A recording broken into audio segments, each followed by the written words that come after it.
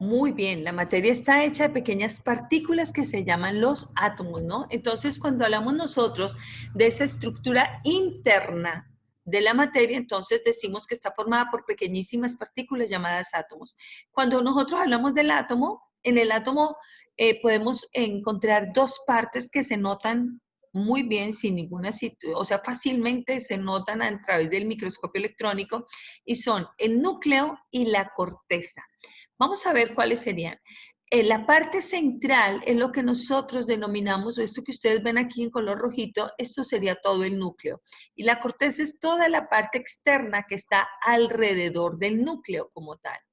Pero si nosotros vemos, aquí a nivel del núcleo encontramos unas pequeñas partículas que se llaman partículas subatómicas.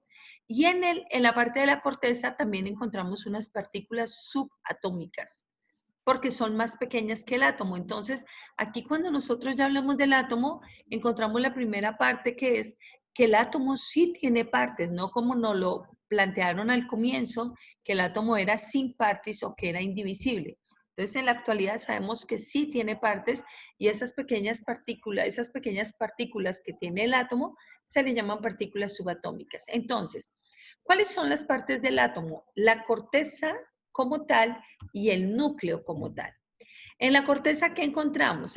Bueno, la corteza es todo ese espacio vacío donde encontramos a los electrones o estas partículas que tienen carga eléctrica negativa girando alrededor del núcleo en estos espacios que se le llaman niveles de energía.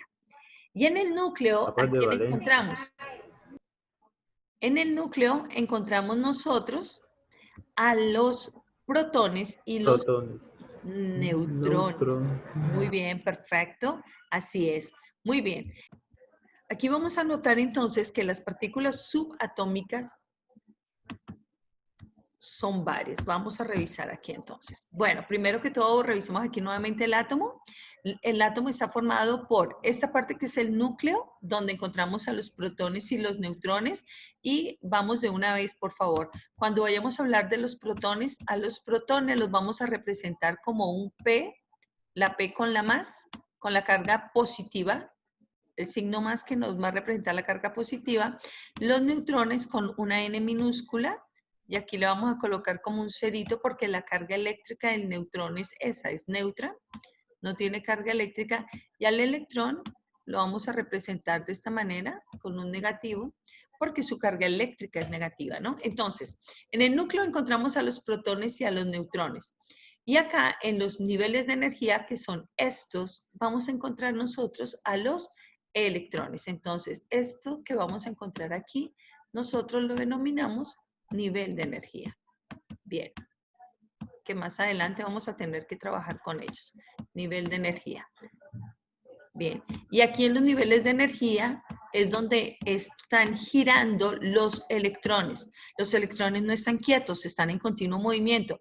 Tienen dos giros, uno en torno a las manecillas del reloj y otro en contra de las manecillas del reloj. Listo. Esto es, y los electrones siempre están girando alrededor del núcleo como tal. Bien. Bueno, entonces, aquí vamos a continuar, vamos a hablar de esas partículas subatómicas. Entonces decimos que los átomos no son indivisibles, están formados por pequeñas partículas que son las partículas subatómicas.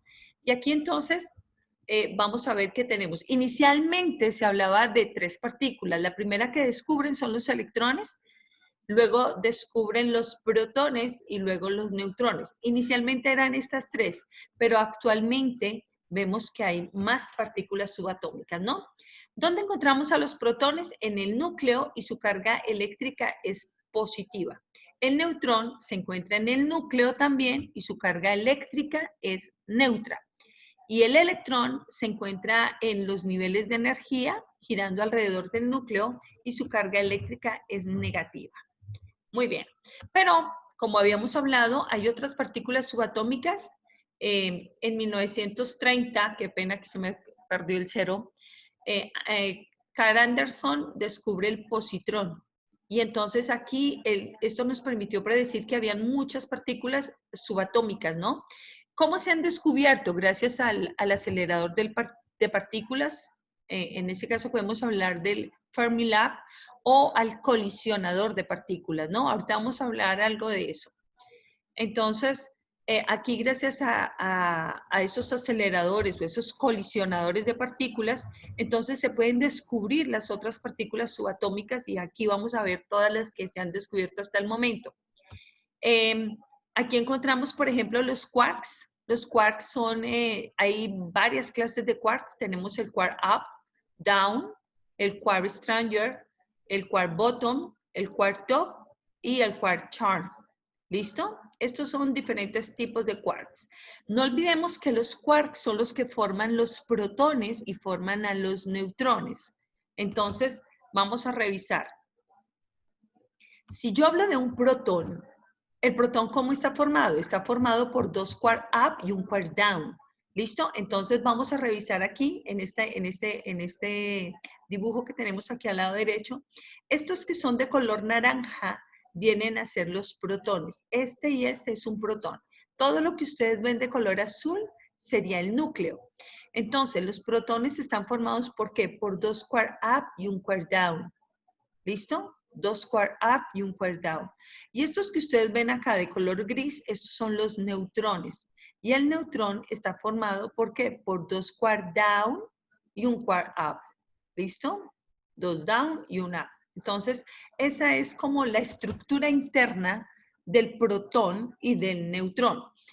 Cuando nosotros hablamos de estas partículas que vienen a formar estas subpartículas atómicas, entonces vemos que estos quarks se unen a través de otras partículas que se llaman los gluones.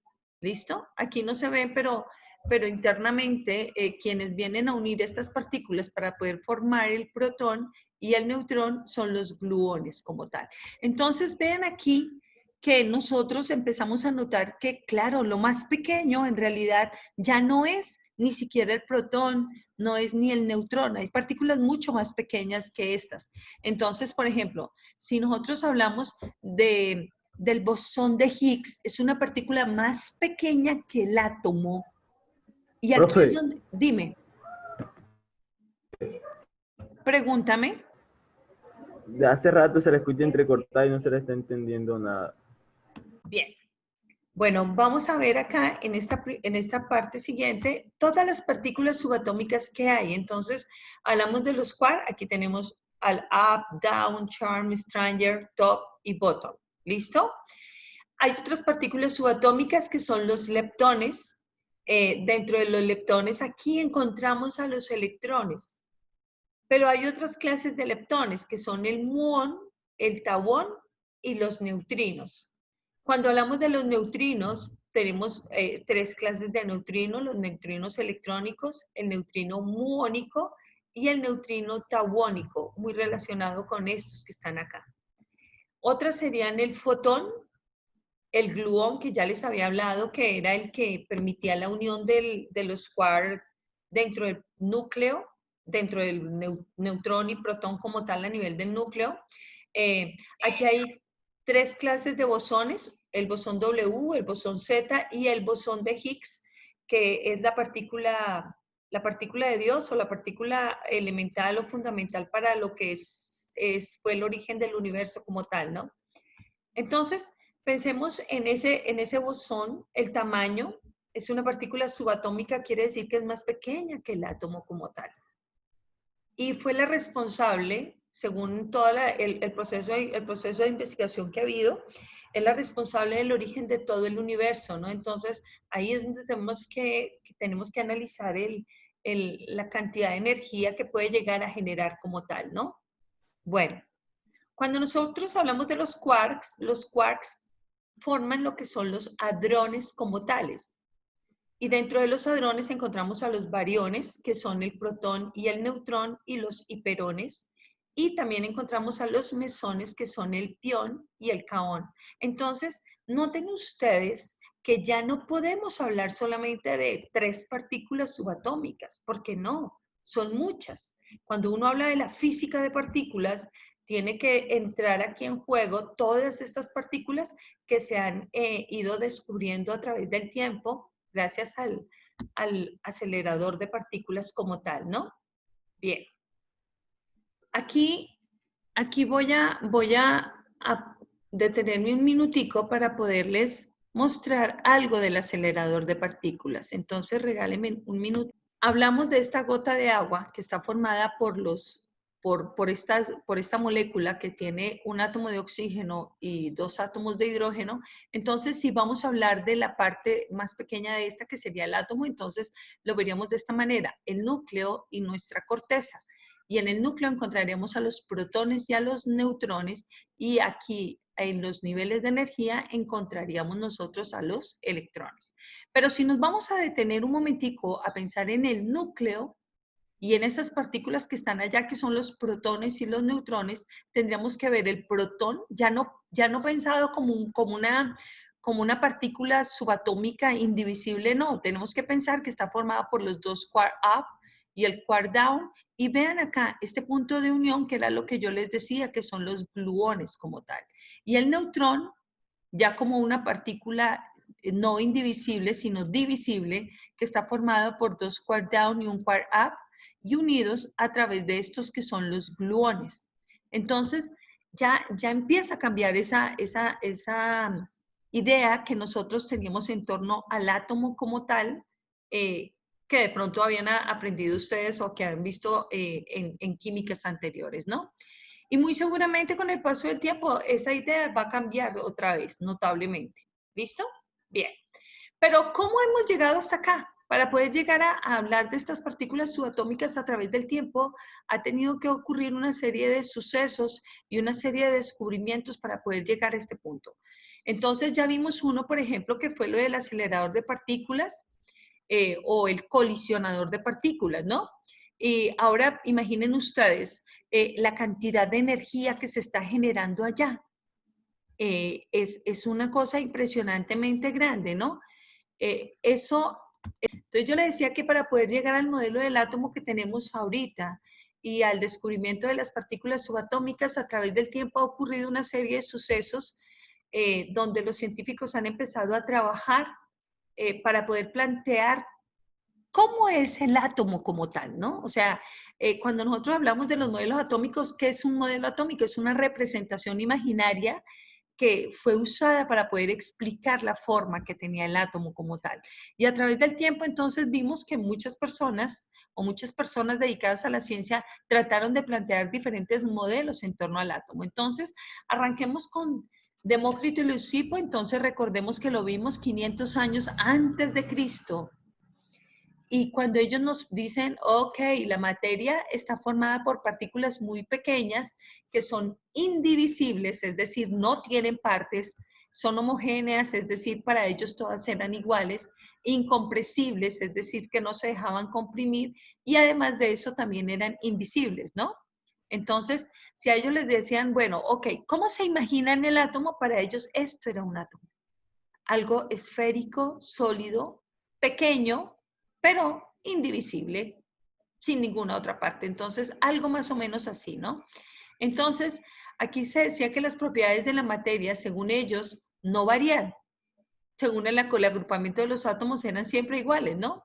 Entonces, ellos decían que también que la mente del hombre estaría formada por átomos esféricos, livianos, suaves, refinados, y el cuerpo por átomos un poco más pesados. Vea la referencia como tal, ¿no? Entonces, para la mente tenían que ser livianos, pero a nivel del cuerpo esos átomos tenían que ser un poco más pesados. Bien, ese era el planteamiento de Demócrito y Leucipo. No olvidemos que 500 años antes de Cristo su planteamiento fue dejado hacia un lado, o sea, derogado, nada, no se tuvo en cuenta, porque se empezó a hablar de los 4 elementos. Luego, cuando retoman John Dalton en el año de 1000, eso fue más o menos como en 1780, 1790, entonces cuando él plantea el modelo atómico, igual sigue siendo así, esférico, sólido e indivisible, no se podía dividir. Entonces él dice que la materia está formada por partículas muy pequeñas llamadas átomos, que son indivisibles y que no se pueden destruir. El átomo es de dos elementos iguales, son iguales entre sí. tienen el mismo peso y tienen las mismas propiedades. Pero si yo hablo de un átomo de un elemento y lo comparo con el átomo de otro elemento, entonces ya son diferentes entre sí. Él nos plantea eso, ¿no? Entonces, átomos de diferentes elementos tienen pesos diferentes, ahí no hablaban de masa atómica, sino de peso atómico como tal, y sus características también iban a ser totalmente diferentes. No se dividen esos átomos, así se combinen en reacciones químicas, no hay división. Y cuando hablamos de combinar los átomos de diferentes elementos, se pueden combinar en proporciones diferentes para poder producir un compuesto, ¿no? Entonces, aquí ya empieza a hablar de la formación de compuestos como tal. Entonces, el tercer modelo atómico es el modelo atómico de J.J. Thomson o Joseph John Thomson. ¿Qué ocurre en estos momentos? En estos momentos ya había descubierto Miguel Faraday lo que era la electricidad. Entonces, como ocurre a nivel de todo en el mundo, ¿no? Cuando alguien descubre algo, todo el mundo quiere trabajar en torno a ese tema. Cuando Miguel Faraday establece la relación que hay entre la materia y la electricidad, empieza a trabajar generando electricidad y para eso utiliza estos tubos que se llaman los tubos de rayos catódicos, ¿listo? Y empieza a hacer experimentos con los tubos de rayos catódicos. Cuando Miguel Faraday empieza con ese, pues Thomson también como que se une y empieza a hacer diferentes tipos de experimentación a cada nivel de los tubos de rayos catódicos. ¿Y que empezaron a notar? Que claro, estos, cuando le aplicaban una energía, generaba energía. Y entonces empieza a notar que J.J. Thomson empieza a notar que si se le produce por aquí un tipo de energía, empieza a fluir por acá una energía con carga negativa y a eso lo llaman electrones. Por eso es que la electricidad viene del término electrón. Y aquí entonces J.J. Thomson descubre al electrón como tal. Y aquí es donde empieza el problema. Dice, ok, el átomo está formado por electrones. ¿Qué problema? Claro, a nivel de ciencia, cuando dijeron que el átomo no se podía dividir y llega este señor y le dice, ok, el átomo sí tiene partículas, el átomo tiene electrones como tal que generan la electricidad, pues a nivel de ciencia ocurre un problema complicado, difícil, ¿no? Entonces dicen, ¿cómo así? Pues el átomo no tenía partes y usted viene y nos dice que sí tiene partes, que tiene electrones. Y ahora, pero eso no se quedó ahí. Resulta que llega otro científico que es Eugene Goldstein y empieza a experimentar también con los tubos de rayos catódicos y él plantea lo siguiente, porque él haciendo esas descargas nota que por un lado fluyen cargas negativas, pero por el otro lado fluyen unas partículas que tienen una carga totalmente diferente y entonces él predice que hay otras partículas con carga positiva, es decir, lo que nosotros en la actualidad conocemos como los protones. Y ahí sí que viene el problema. Eugene Goldstein, entonces, descubre los protones, al igual que Rutherford. Rutherford trabajaron prácticamente como los dos a la par. Eugene lo predice y Rutherford como que lo reafirma.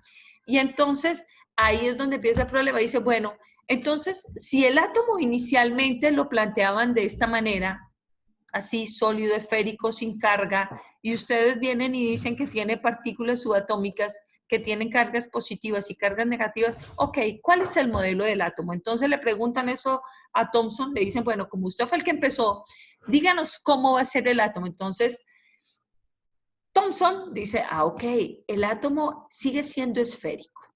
Muy bien. En todo su interior están repartidas las cargas positivas. Todo su interior tiene cargas positivas.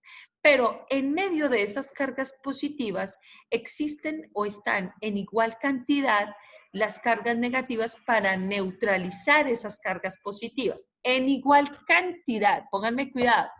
Si esto es un protón, tenemos 1, 2, 3, 4, 5 y 6 protones. Debemos tener 6 electrones, 1, 2, 3, 4, 5 y 6, para poder neutralizar la carga. Cuando ellos observan el modelo de Thomson, este modelo se llamó el modelo del pudín de pasas o de la tarta de ciruelas. Entonces dice, todo el interior tiene cargas positivas, pero en medio de esas cargas positivas hay cargas negativas distribuidas uniformemente y en igual cantidad para poderlas neutralizar. Por tanto, esto es algo que aún en la actualidad es cierto, el número de electrones siempre debe ser igual al número de protones. ¿Para qué? Para que nuestro átomo sea eléctricamente neutro. ¿Listo? Esto lo aplicamos en la actualidad. El número de electrones siempre debe ser igual al número de protones para que el átomo sea neutro como tal. ¿Listo?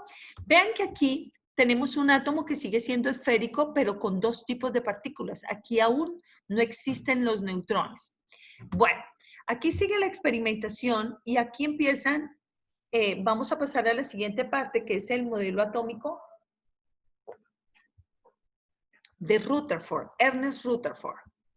Rutherford, ya hablamos del año 1910, y aquí, ¿qué ocurrió antes de eso? Cuando hablamos de Thomson, inicialmente se había descubierto la electricidad. Cuando hablamos del modelo de Rutherford, encontramos que Becquerel descubre los minerales de uranio y aquí la radioactividad. Luego encontramos a los esposos Curie, Marie y Pierre Curie, que descubren el polonio y el radio y los aíslan como tal, y William Röntgen, quien estudió los rayos catódicos, y aquí él descubre los rayos X, esos rayos X que son los responsables cuando nosotros tenemos que irnos a tomar una radiografía, ¿no? Entonces, por esa razón es que cuando uno se va a tomar una radiografía, si ustedes van a acompañar a alguien, no pueden ingresar cuando van a tomarle la radiografía a la persona. ¿Por qué? Porque están simplemente siendo bombardeados por sustancias radioactivas. Entonces, no es lo ideal, ¿no? Entonces, ¿qué ocurre ahí en ese caso? Cuando hablamos de esa radioactividad, Rutherford realiza un experimento. Coloca aquí, esto es como, imaginen ustedes, esto es un bloque, y dentro del bloque él coloca una partícula radioactiva, una sustancia radioactiva.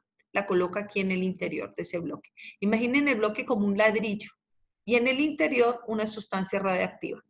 Y empieza a observar, aquí tiene como un pequeño orificio, y empieza a observar qué ocurre con esa pequeña energía que está generando esa sustancia radioactiva. Frente a ese bloque coloca eso que es una lámina de oro y alrededor una lámpara de luz para poder observar qué ocurre ahí. Listo. Y empieza a notar algo particular. Unos rayos vienen acá, rayos positivos, vienen acá y atraviesan en forma recta esa lámina de oro.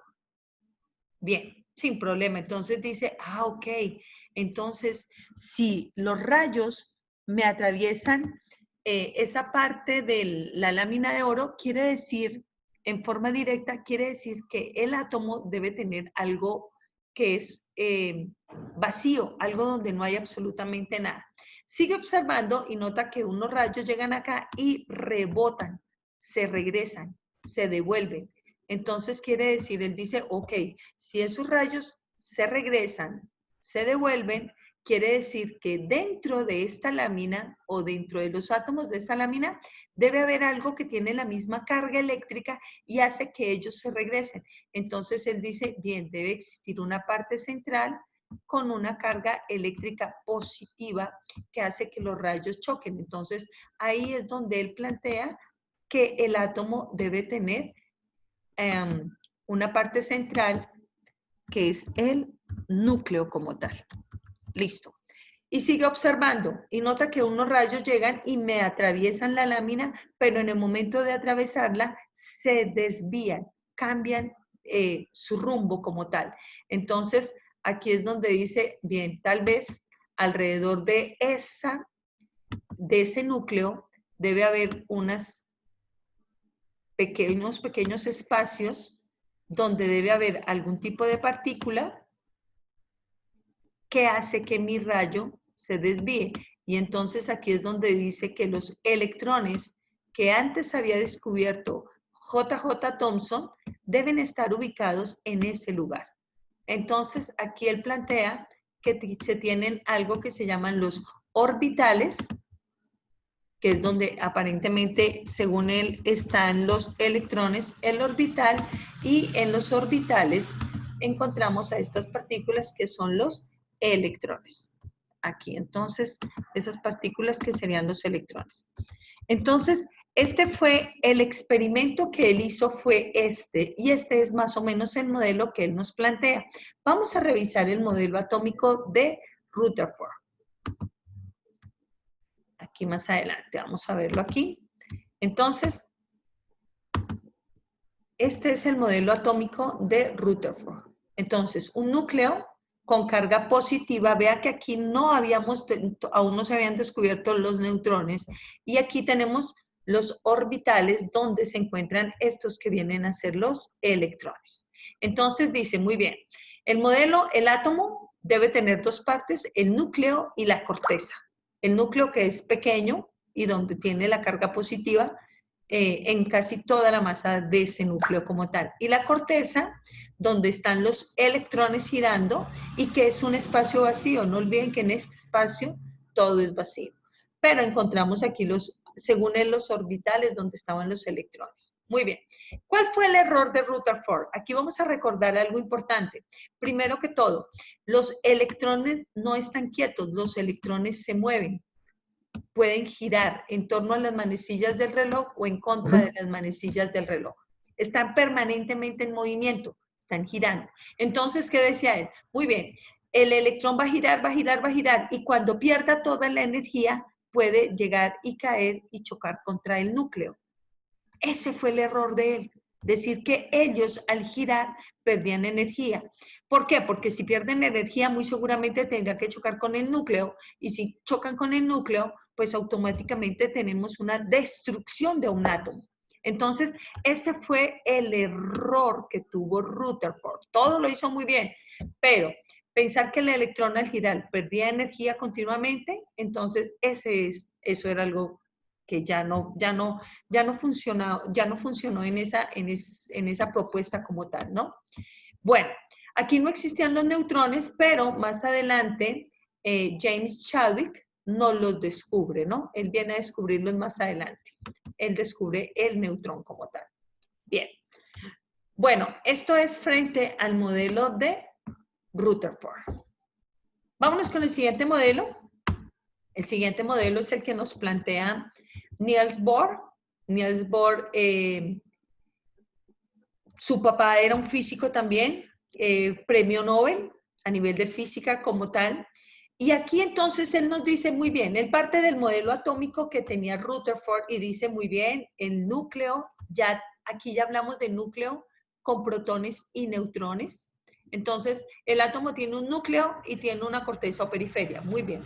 Pero ¿qué nos dice él? Nos dice muy bien, alrededor del núcleo encontramos 7 niveles de energía, que son todos estos, y él les da un nombre. Entonces, aquí en esos niveles de energía es donde se encuentran los electrones, niveles de energía, donde vamos a encontrar los electrones. ¿Cómo los llamó? Los llamó nivel 1 OK, nivel 2 OL, nivel 3 OM, nivel 4 ON, el nivel 5 o también denominado O, el nivel 6 OP, el nivel 7 OQ. Cada uno tiene un número determinado de electrones. Muy bien, y no olvidemos que aquí todos están girando alrededor del núcleo, ¿no? Muy bien. Entonces, eso es lo que nos plantea Bohr. Bohr nos dice muy bien, el átomo tiene en la parte de su corteza 7 niveles de energía. Muy bien. ¿Por qué 7 niveles de energía? Resulta que Bohr empieza a trabajar con, ya estamos hablando, miren, el año 1913. En 1913 ya se hablaba de la espectroscopía, es decir, estudiar los espectros de luz. Bien, y aquí vamos a recordar algo. Cuéntenme cuántos son los colores del arco iris. 7, creo. 7 colores tiene el arco iris, perfecto. ¿Por qué? Porque cuando ellos resulta que, quiero hacer referencia a eso porque cuando hablamos de los 7 colores, ahí hablamos de algo que ustedes vieron en física y son los colores vienen de acuerdo a la longitud de onda de esa energía que se está generando, ¿no? Y entonces, esa luz ahí en ese caso tiene diferentes longitudes de onda y esos diferentes longitudes de onda es la que nos genera el color como tal, ¿no? Bien, esa variación. Cuando él empieza a estudiar la espectroscopía, es decir, toda esa parte relacionada con las longitudes de onda, cuando hablamos de la luz, es cuando él plantea esto, los 7 niveles de energía, basándose en esos análisis que él estaba haciendo. Entonces él dice, claro, el átomo como tal debe tener 7 niveles de energía y en esos niveles de energía es donde encontramos los electrones, que son los que ayudan a generar ese flujo de energía como tal, ¿no? Entonces, aquí es importante destacar eso. ¿Por qué? Porque hay otra cosa importante. Piensen ustedes en lo que une en su casa el interruptor con el bombillo.